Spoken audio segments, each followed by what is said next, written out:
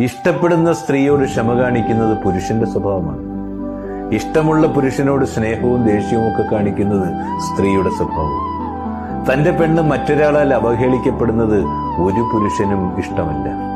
അതുപോലെ തന്റെ പുരുഷൻ മറ്റൊരാളുടെ മുമ്പിൽ ചെറുതാകുന്നതും ഒരു സ്ത്രീയും ഇഷ്ടപ്പെടുന്നില്ല.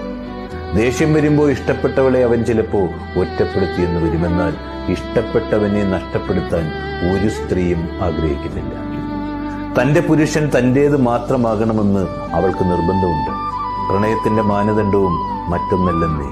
പുരുഷൻ പുറം ലോകത്താണ് കൂടുതൽ സമയവും ചിലവഴിക്കുന്നത്. അയാൾ ബന്ധങ്ങളിൽ കുറെ കൂടി സ്വാതന്ത്ര്യം ആഗ്രഹിക്കുന്നു. സ്ത്രീ അവളുടെ പുരുഷനിലേക്കും കുട്ടികളിലേക്കും പലപ്പോഴും ഒതുങ്ങിക്കൂടുന്നു. എന്നാൽ തന്റെ പുരുഷന്റെ മേലുള്ള സ്വാതന്ത്ര്യവും അധികാരവും വിട്ടുകൊടുക്കുന്നില്ല. ഒരു സ്ത്രീ ഏറ്റവും കൂടുതൽ ആഗ്രഹിക്കുന്നത്